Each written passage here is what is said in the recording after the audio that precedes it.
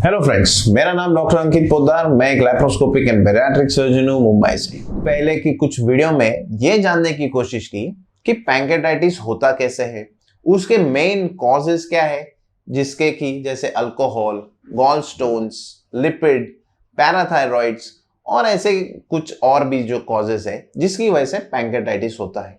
हमने ये भी जानने की कोशिश की कि बॉडी में ऐसे क्या सिम्टम्स डेवलप्ड होते हैं जिसकी वजह से एक आदमी या कोई भी डॉक्टर उसे डायग्नोस कर सकता है।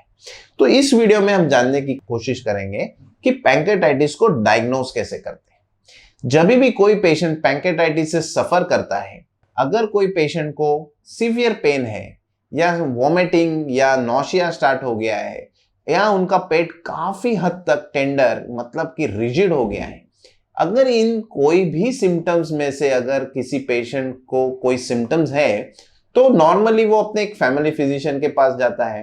नॉर्मली कोई भी पैंक्रेटाइटिस को डायग्नोस करने से पहले सीवियर एसिडिटी है या फिर फूड पॉइजनिंग है ये समझ के कुछ दवाइयां प्रिस्क्राइब कर देते हैं, पर पेशेंट को इन दवाइयों से बिल्कुल भी आराम नहीं मिलता है, क्योंकि पैंक्रेटाइटिस का जो ट्रीटमेंट है वो काफी डिफरेंट है।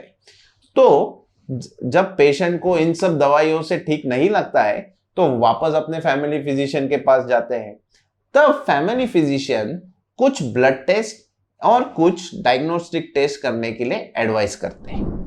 तो मान के चलते हैं कि ऐसी क्या ब्लड टेस्ट करनी चाहिए जिससे ये पता चल सकता है कि पेशेंट को पैंक्रेटाइटिस है।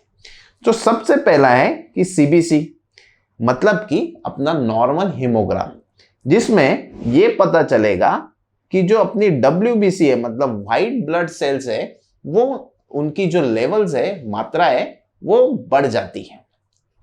दूसरा है कि सीरम अमाइलेज मतलब कि पैंक्रियाटिक जो जूस है उसका एक कंपोनेंट। जैसे कि हमने पहले भी वीडियो में बताया है, जब ये पैंक्रियाटिक जूस बाहर की तरफ लीक होना स्टार्ट हो जाता है, जब ये अपने ही सेल को खाने के बाद जब बॉडी में घूमने लग जाते हैं, तो नॉर्मल सी बात है कि उनका ब्लड में प्रमाण बढ़ जाएगा।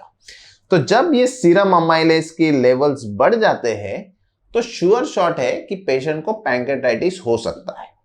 बट सीरम अमाइलेज ऐसी और भी काफी बॉडी में जो डिसीज है उसमें बढ़ा हुआ हो सकता है। सो तीसरा जो चीज है ब्लड टेस्ट वो है कि सीरम अमाइलेज।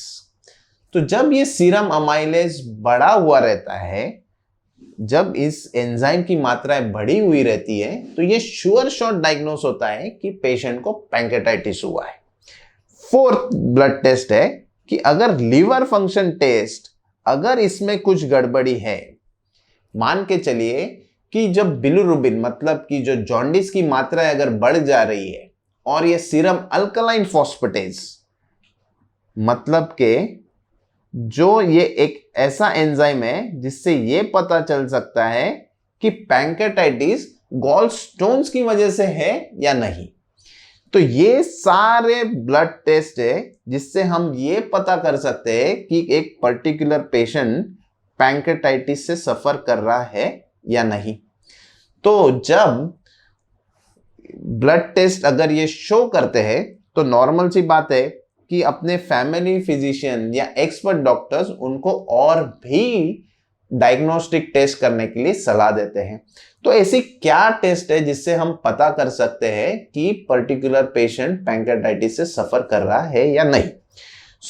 सबसे मेन चीज है कि पेशेंट को एक सोनोग्राफी, अपने पेट का एक सोनोग्राफी करने के लिए कहते हैं, जिसमें यह पता चलता है कि पेशेंट एक्यूट पैंक्रेटाइटिस से सफर कर रहा है या नहीं, जिसमें यह पता चलेगा कि पैंक्रियाज में सूजन है या नहीं, या पैंक्रियाज के आसपास में जो एरिया है वहां पे कुछ कलेक्शन हुआ है या नहीं। ये एक सोनोग्राफी से पता चल जाता है।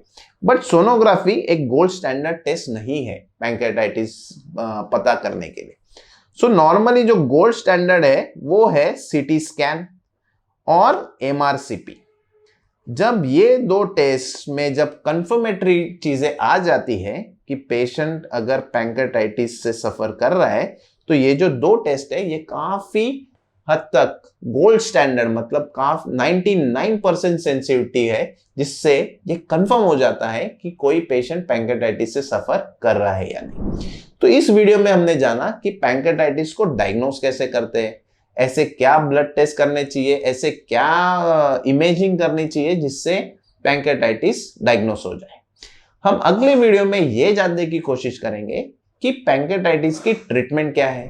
तो ये वीडियो के बारे में अगर आपको और भी कोई जानकारी चाहिए तो आप हमारे कमेंट बॉक्स में कमेंट कर सकते हैं। मैं या मेरी टीम मेंबर में से कोई ना कोई आपको रिप्लाई जरूर करेगा। Thank you.